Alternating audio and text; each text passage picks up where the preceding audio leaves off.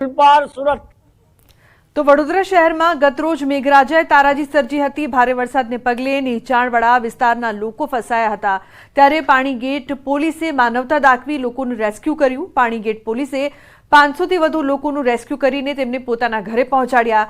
Panigate PI HM વ્યાસે સરકારી ગાડી અને ટ્રેક્ટર દ્વારા લોકોને સલામત રીતે પોતાના ઘરે પહોંચાડ્યા હતા। વડોદરા શહેરના પૂર્વ વિસ્તારમાં વધુ વરસાદના કારણે પાણી ભરાઈ જતા શાળાના વિદ્યાર્થીઓ, શિક્ષકો તેમજ નોકરી પરથી ઘરે પરત ફરતા લોકોને તેમના ઘરે પહોંચાડવામાં પાણીગેટ પીઆઈની ટીમે મદદ કરી।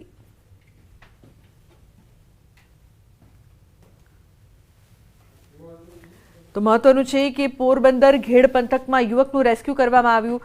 કડજ ગામે યુવકનું રેસ્ક્યુ કરાયું। એનડીઆરએફ અને માધવપુર પોલીસે કર્યું રેસ્ક્યુ। યુવાનને સર્પદંશ થતા બોટ દ્વારા રેસ્ક્યુ કરાયું હતું। તો બોટોને મોચા ગામ લાવીને યુવાનને સારવાર અર્થે હોસ્પિટલ ખસેડાયો હતો। ઘેડ વિસ્તારના હાલમાં પાણીમાં સાપ સહિતનો ભય રહેતો હોય છે। તો યુવકને સાપ કરડ્યો હતો। પ્રતિશ જોડાયા છે ફોન લાઈન પર વધુ માહિતી આપવા માટે। પ્રતિશ, શું માહિતી પ્રાપ્ત થઈ રહી છે, જે પ્રકારની સમગ્ર ઘટના સામે આવી છે? જી લુબના, જે રીતે પોરબંદર જિલ્લાના ઘેડ પંથક વિસ્તાર જે છે ત્યાં ચારી તરફ જે પાણીના દ્રશ્યો છે ને જે સમગ્ર વિસ્તાર બેટમાં ફેરવાયો હોવાના કારણે આ જે પાણીના કારણે તેમાં જીવજંતુ સહિત જે સાપ સહિતની પણ જે ખતરો છે તે જોવા મળતો છે। આવી જે ઘટના બની હતી જ્યાં કળશ ગામે એક યુવાનને સાપ કરડતા તાત્કાલિક જે સારવારની જરૂર ઊભી થઈ હતી, ત્યારે માધવપુર પોલીસ અને એનડીઆરએફની ટીમ દ્વારા રેસ્ક્યુ કરી આ યુવાનને હોસ્પિટલ ખાતે ખસેડાયો હતો ને જ્યાં તેને સારવાર આપવામાં આવી રહી છે હાલ। લુબના જી બિલકુલ, આભાર સમગ્ર માહિતી બદલ। તો બોટથી યુવકને હોસ્પિટલ પહોંચાડવામાં આવ્યો હતો। એનડીઆરએફ અને માધવપુર પોલીસે રેસ્ક્યુ કર્યું।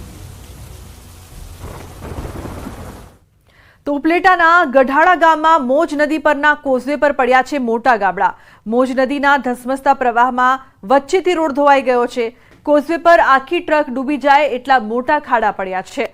દર વર્ષની સમસ્યાને લઈને ગ્રામજનોની અનેક રજૂઆત। તંત્રના આંખ આડા કાન। 2 વર્ષથી મંજૂર થઈ ગયા છતાં નવો કોઝવે ન બનાવાતા ગ્રામજનોમાં રોષ છે। વહેલી તકે નવો કોઝવે બનાવવા માટે ગ્રામજનો સતત માંગ કરી રહ્યા છે।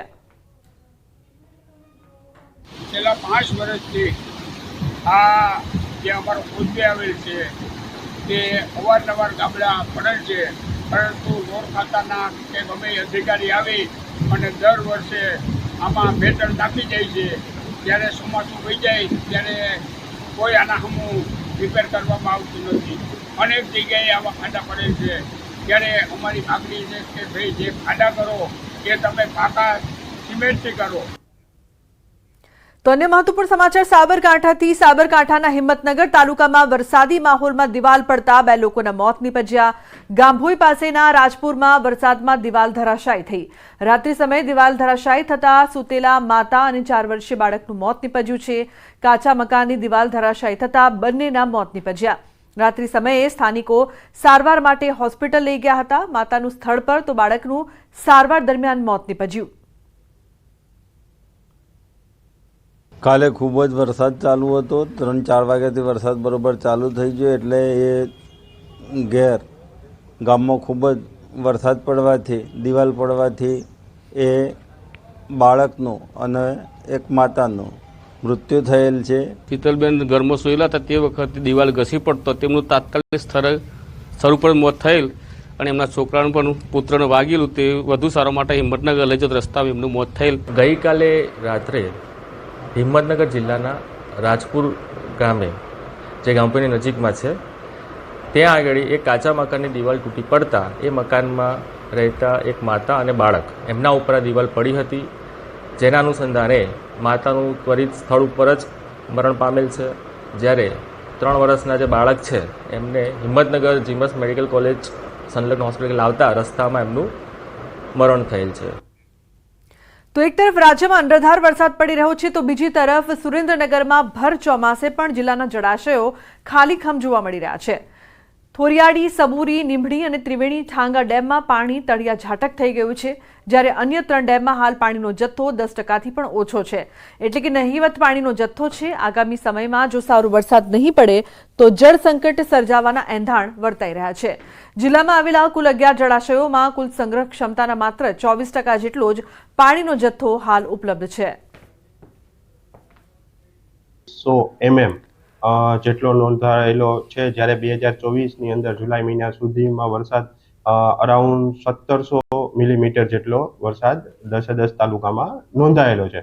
આંકડાને ફિગર જોતા એવું લાગે છે કે ગઈ વર્ષની સરખામણીમાં આ વખતે વરસાદ સુરેન્દ્રનગર જિલ્લામાં ઓછો નોંધાયેલો છે. સુરેન્દ્રનગર જિલ્લામાં ચાલુ વર્ષે વરસાદની ખેંચને લઈને હજુ સુધી સિઝનનો માત્ર 25% જેટલો જ વરસાદ વરસ્યો છે અને સુરેન્દ્રનગર જિલ્લાના જળાશયોની વાત કરવામાં આવે તો સુરેન્દ્રનગર જિલ્લાના જે મુખ્ય 11 જળાશયો છે, આ જળાશયોમાં હાલ 25 થી 30% જેટલો જ પાણીનો જથ્થો બચ્યો છે. ચોમાસાની સિઝનનો અડધાથી વધુ સમય છે વીતી ચૂક્યો છે, તેમ છતાં હજુ સુધી સારા વરસાદ ન થતા જે જિલ્લાના મુખ્ય જળાશયો છે તે પૈકી 4 જળાશયો છે હજુ પણ ખાલી ખમ છે, જ્યારે 3 જળાશયોમાં 10%થી ઓછો પાણીનો જથ્થો છે, જેને લઈને ક્યાંક ને ક્યાંક આગામી સમયમાં ગ્રામ્ય વિસ્તારોમાં પાણીની કટોકટી સર્જાય તેવા એંધાણ વર્તાઈ રહ્યા છે. ત્યારે તંત્ર દ્વારા આ મામલે આગોતરું આયોજન કરવામાં આવે તેવી લોકમાંગ ઉઠવા પામી છે. અક્ષય જોશી, ન્યૂઝ 18 ગુજરાતી, સુરેન્દ્રનગર. તો જૂનાગઢમાં પાણીની સમસ્યાને લઈને લોકોમાં રોષ જોવા મળી રહ્યો છે. ધારાસભ્ય, જિલ્લા પંચાયત પ્રમુખ પર લોકોએ રોષ ઠાલવ્યો. રસ્તા, ખેતરોના ધોવાણ સહિતના પ્રશ્નોને લઈને રોષ જોવા મળી રહ્યો છે. તો મેંદરડાના નાગલપુર ગામે સમગ્ર ઘટના બની છે. નાણાં પંચની ગ્રાન્ટને લઈને વિવાદ થયો. ધારાસભ્ય અરવિંદ લાડાણી અને અધિકારીઓ અને પદાધિકારીઓ પહોંચ્યા. મેંદરડા પંથકમાં ગામડાઓમાં વરસાદી સ્થિતિનો તાગ મેળવવા માટે તેઓ ગયા હતા, ત્યારે સ્થાનિકોએ રોષ સાથે આકરા સવાલો કર્યા હતા. પોલીસ, વન વિભાગ, માર્ગ મકાન વિભાગ, સિંચાઈ વિભાગ સહિતના અધિકારીઓની ટીમ પણ સાથે હતી. સમગ્ર ઘટનાનો વિડીયો સામે આવ્યો છે.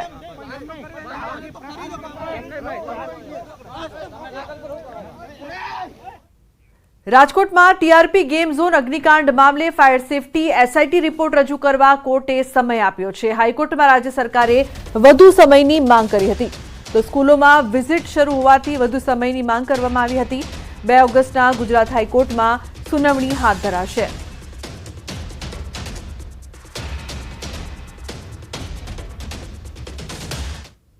અને મહત્વપૂર્ણ સમાચારની જો વાત કરીએ તો રખડતા ઢોર બિસ્માર રોડ ટ્રાફિકની સમસ્યા મુદ્દે કોર્ટના તિરસ્કારની અરજી પર સુનાવણી. એએમસીએ ફોટોગ્રાફ સાથે હાઈકોર્ટમાં એફિડેવિટ ફાઇલ કરી. મોટાભાગનું કામ પૂર્ણ થઈ ગયું હોવાનું અને આ સતત ચાલતી પ્રક્રિયા હોવાની એએમસીની દલીલ છે.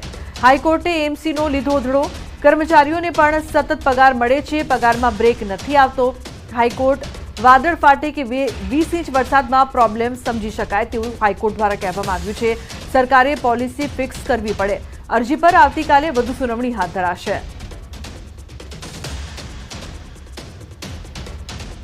તો સુરતમાં ખાડીપુરના પાણીથી વકર્યો છે રોગચાળો. ખાડીના પાણી ઓસર્યા પરંતુ ગંદકીએ માજા મૂકી. પીવાના પાણીમાં દૂષિત પાણી ભળી જતા રોગચાળો વધ્યો છે. વાલમનગરમાં પાણી ભરાયા છે. ખાડીપુરના પાણી સોસાયટીમાં ઝાડા ઉલટીના કેસ વધ્યા છે. પાણીજન્ય રોગ ફેલાતા હવે પાલિકા તંત્ર દોડતું થયું છે. વાલમનગર સોસાયટીની અંદર આજે પાણીનો થોડોક ઉતાર જે હતો એ ઉતરી રહ્યો છે ધીરે ધીરે, અને અત્યારે જે ગંદકીનો માહોલ આપશ્રી બધા જોઈ રહ્યા છે, તાત્કાલિકના ધોરણે આ ગંદકીને દૂર કરવામાં આવે, સાફ સફાઈથી આ ગંદકીને દૂર કરવામાં આવે, જેથી કરીને આવનારા ભવિષ્યની અંદર બાળકો, માતાઓ, બહેનો આ બધા સુરક્ષિત રહી શકે. તો મોરબીમાં ચાંદીપુરા વાયરસ ફેલાયો હોવાની અફવાને જિલ્લા કલેક્ટરે ફગાવી દીધી છે. જિલ્લામાં 3 બાળકોના શંકાસ્પદ મોત થયા છે, ત્યારે કલેક્ટરે સ્પષ્ટતા કરી. મૃત્યુ થયેલા એક બાળકનો જ રિપોર્ટ પોઝિટિવ છે. 3 બાળકોના બીમારીના લક્ષણ અલગ અલગ હતા. સાથે જ તમામ બાળકો સારવાર માટે બહારથી આવ્યા હતા. સરકારની સૂચના બાદ આરોગ્ય વિભાગની ટીમ કાર્યરત છે. જરૂરી દવાઓનો છંટકાવ કરાઈ રહ્યો છે. મોરબીમાં ચાંદીપુરા વાયરસનો રોગચાળો ફાટી નીકળ્યો હોવાની વાત અફવા હોવાનું કલેક્ટરે નિવેદન આપ્યું છે. હાલ મોરબી સિવિલમાં અલગ અલગ વોર્ડની વ્યવસ્થા કરાઈ છે. સાથે જ બાળકોમાં કોઈ પ્રકારના લક્ષણ જણાય તો CDHO કે આશા વર્કર બહેનોનો સંપર્ક કરવાની પણ અપીલ કરી છે. હું આપના મારફતે મોરબીના લોકોને વિનંતી કરીશ કે આનાથી કોઈએ ગભરાઈ જવાની જરૂર નથી, પરંતુ તાકીદના જે પગલાં રાજ્ય સરકાર જણાવે છે, જે અમારા આરોગ્યના ડૉક્ટર જણાવે છે, તે બાબતે આપણે પૂરતી કાળજી લેવી જોઈએ.